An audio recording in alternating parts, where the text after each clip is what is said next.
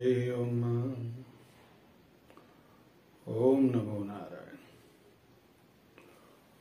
Owners ज्योतिष and अध्यात्म with Rajesh पुरोहित में मैं आपका स्वागत करता हूं।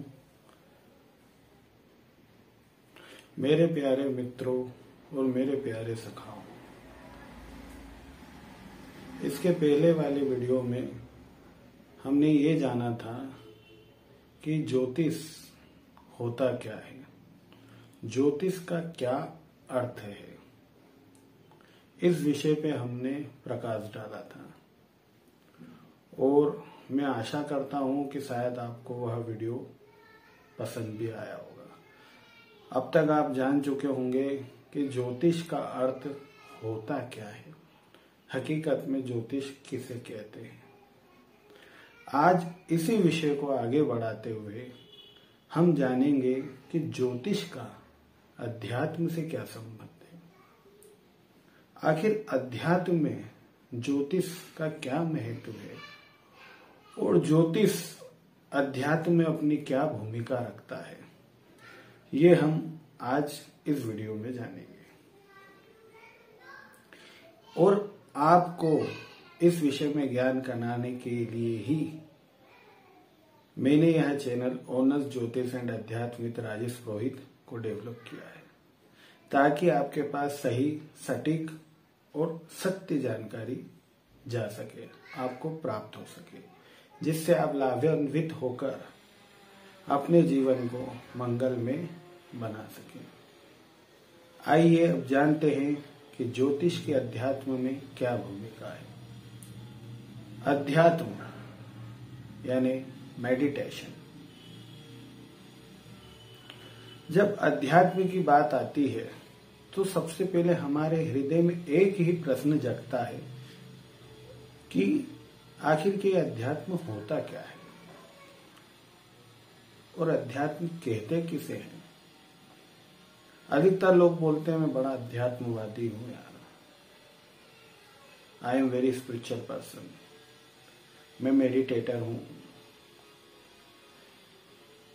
तो मैं बड़ा मेडिटेशन करता हूं। तो अध्यात्म की बात में जब आती है तो अधिकतर आपने लोगों को ये कहते सुना होगा, परंतु अध्यात्म का सही अर्थ होता है अध्ययन।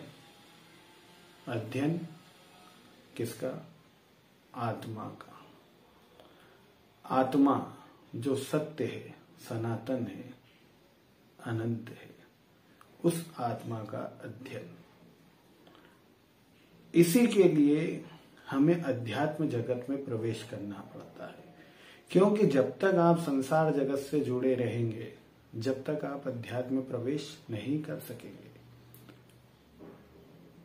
और अध्यात्म में प्रवेश करने के लिए आपको संसार छोड़ना नहीं पड़ता, भूलना पड़ता है, उसका विस्मरण करना पड़ता है। और स्मरण स्वयं अध्यात्म का, अपने स्वरूप का करना पड़ता है। इसलिए कहा गया है जगन मिथ्या ब्रह्म सत्यम, ये बिल्कुल सत्य वचन है। अब ज्योतिष को अध्यात्म कैसे कनेक्ट करता है, इस विषय पे भी बात ध्यान दें। कल हमने जाना था कि ज्योतिष का अर्थ क्या होता है। ज्योतिष यानी ज्योत, यानी ज्योत, प्रकाश, लाइट। ऐसा लाइट जो कृत्रिम रूप से तैयार नहीं किया गया हो, जो नेचुरल हो, वह लाइट।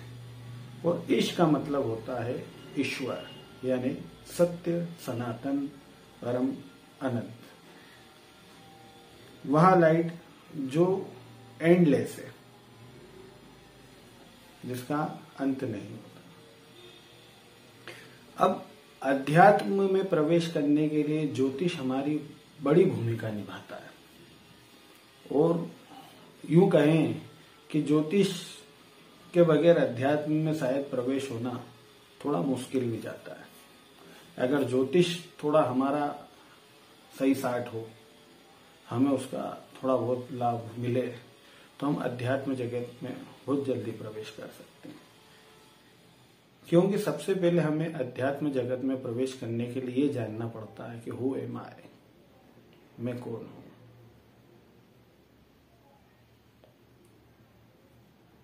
तो जब ये प्रश्न उठता है कि मैं कौन हूं, तो आपको एक चिंतन करना पड़ता है। आप एक सोच में डूब जाते हो, और ये जो सोच है, इस जो चिंतन का प्रकाश है, यही आपको अध्यात्म जगत में प्रवेश कराता है। ज्योतिष का अध्यात्म से बड़ा सनातन रिश्ता है, इसलिए हमें इसे अध्यात्म से जोड़ने की आवश्यकता होती है। आप जानते हैं कि ज्योतिष में 9 ग्रह प्रमुख हैं: सूर्य, चंद्र, मंगल, बुध, गुरु, शुक्र, शनि, राहु, केतु। यानी sun, moon, Mars, Mercury, Jupiter, Venus and head and dragon and tail, जो लोग हम बोलते हैं, राहु और केतु। अब कोई हमसे पूछेगा कि भाई सूर्य का जन्म आज का है क्या? यही बात अर्जुन ने भी कृष्ण भगवान से कही थी, प्रभु आपका जन्म तो अभी का है, पर सूर्य का जन्म तो अर्वाचीन काफी पुराना है, मतलब प्राचीन है, और आप तो अभी अभी हो। तो यही बात हमारे सामने आती है कि जब हम सूर्य की पूछें तो क्या भैया सूर्य का अभी अभी जन्म हुआ है, 100 साल हुआ है?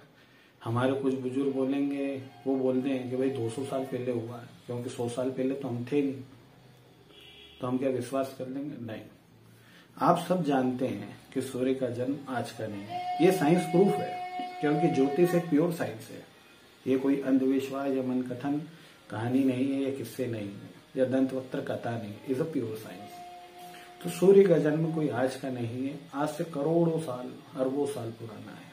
और ये पहले जैसा था, आज भी वैसा ही है, और आगे भी वैसा ही रहेगा, क्योंकि इससे सारी सृष्टि नियंत्रित होती है।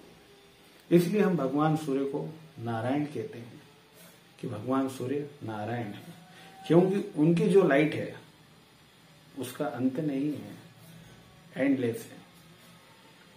अब जिस प्रकार सूर्य के बारे में हम जानते हैं, वैसी जिज्ञासा हमारे भीतर भी होती है, क्या मेरा भी कुछ अस्तित्व है? जब ये प्रश्न हृदय में जागता है तो हमें अध्यात्म जगत में प्रवेश मिलता है, क्योंकि वेदों की ही शाखा है ज्योतिष। और आप सभी जानते हैं कि वेद की उत्पत्ति ईश्वर से हुई है। हमारा सनातन धर्म यही कहता आया है, और यही सत्य है कि वेदों की उत्पत्ति परमात्मा से हुई है, वो अपौरुष है। वेद जिसमें से उत्पन्न हुआ है आपका ज्योतिष शास्त्र। ज्योतिष शास्त्र जो हमें सही मार्गदर्शन कराता है 9 ग्रहों के माध्यम से, तिथि, वार, नक्षत्र, योग और करण के माध्यम से। इसी से हमें पता चलता है कि हमारे जीवन की स्थिति क्या रहेगी, और हम उस समय को सही दिशा में परिवर्तित करके उसे एक सही दिशा देके हम अनुकूल लाभ ले सकते हैं। वेदों का अंग है ज्योतिष। भगवान ने भी कहा है, तस्मा सर्गतम ब्रह्म नित्यम यज्ञे प्रतिष्ठितम। हर चीज की उत्पत्ति वेद से हुई है, और वेद की उत्पत्ति मुझसे हुई है।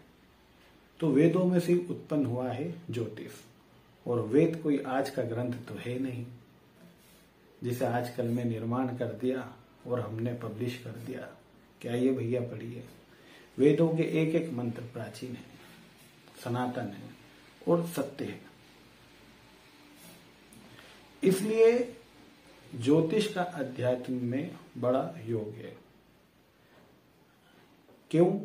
क्योंकि हमें प्रवेश कराता है अध्यात्म जगत में। जब आप ज्योतिष के पास जाते हैं तो वह आपके पूर्व जन्म का, वर्तमान जन्म का ज्ञान रखता है। वो देखता है कि दशा, अंतरदशा, प्रत्यंतर दशा, इनमें आखिर के किस ग्रह की अनुकूलता आ रही है या प्रतिकूलता आ रही है, कौन सा ग्रह इन्हें टारगेट कर रहा है। क्यों? क्योंकि आपका माइंड अचानक हैप्पी हो जाता है, अचानक आप एंजॉय करने के मूड में आ जाते हैं, एंटरटेनमेंट के मूड में आ जाते हैं, और दूसरी तरफ एकदम आप सेट हो जाते हैं, एंग्री हो जाते हैं, फियरफुल हो जाते हैं। तो आपको कैसा लगता है कि यार मेरे साथ ही घटना अचानक क्यों घट रही है, इसका कोई तो कारण होगा। उस कारण का जब आप पता करते हैं तो आपको उसका उत्तर अध्यात्म जगत में मिलता है। अध्यात्म यानी स्वयं का अध्ययन, स्वयं जो स्थूल सूक्ष्म और कारण से ऊपर है, जो जगत से, संसार से, विश्व से ऊपर है। जब इस आप स्वयं को जानते हो तो आप समझ जाते हो कि यार भगवान सूर्य नारायण है, चंद्रमा देवता है, मंगल बुध गुरु शुक्र शनि राहु केतु ये भी देवता है। ये यूनिवर्स को सपोर्ट कर रहा है चलायमान करने में। आज सृष्टि का जो पालन हो रहा है, जो संचालन हो रहा है, इतनी बड़ी सृष्टि जो चल रही है, ये क्या एक आपके अकेले के बल से चल रही है? नहीं, ये हम सबके बल से चल रही है। और हम सबको जो जोड़ता है वो सिर्फ एक ही है, अध्यात्म। आप किसी भी धर्म में जाएं, सब धर्म ईश्वर को स्वीकार करते हैं। ऐसा कोई धर्म नहीं होगा जो ईश्वर को नकारता होगा। और जो ईश्वर को नकारता है वो अध्यात्म जगत में प्रवेश नहीं कर पाता, क्योंकि वो नास्तिक हो जाता है। और जो ईश्वर को स्वीकारता है वो अध्यात्म जगत में आसानी से, सरलता से प्रवेश कर जाता है। इसलिए भगवान ने कहा है कि मैं बड़ा ही सहज हूं, सरल हूं। आपको मतलब सरलता से प्राप्त हो सकता हूं। मेरे लिए कठिनाई उठाने की, कष्ट उठाने की आपको आवश्यकता नहीं है। तो सरलता से आप एक ही शर्त पे प्रवेश पा सकते हैं कि आप स्वयं को जानने की कोशिश करें। और स्वयं को जानने के लिए आपकी सहायता करता है ज्योतिष, क्योंकि ज्योतिष के माध्यम से ही आप ग्रहों के बारे में जानेंगे, आप नक्षत्रों के बारे में जानेंगे, आप तिथि के बारे में जानेंगे, फिर इनसे जो जुड़े देवता हैं उनके बारे में जानेंगे। जब देवताओं के बारे में जान लेंगे तो आप इसके आगे जानेंगे कि स्वयं क्या है। मेरे प्यारे मित्रों, ज्योतिष एंड अध्यात्म में आज अध्यात्म के विषय में मैं आपसे इतना ही कहूंगा। इस विषय पे मैंने इतना ही प्रकाश डाला है। आपको यह वीडियो कैसा लगा, आप इसके लिए मुझे जरूर बताइएगा। अगर आपको यह वीडियो पसंद आया है तो अधिक से अधिक इसे लाइक करें, सब्सक्राइब करें, शेयर करें। मैं ऐसे ही ज्योतिष एंड अध्यात्म के बारे में आपको नए नए विषयों से जागरूक कराता रहूंगा, परिचय कराता रहूंगा और बताता रहूंगा। ओनस ज्योतिष एंड अध्यात्म विद राजेश पुरोहित के माध्यम से सदा आपसे जुड़ा रहूंगा। जब तक के लिए नमो नारायण।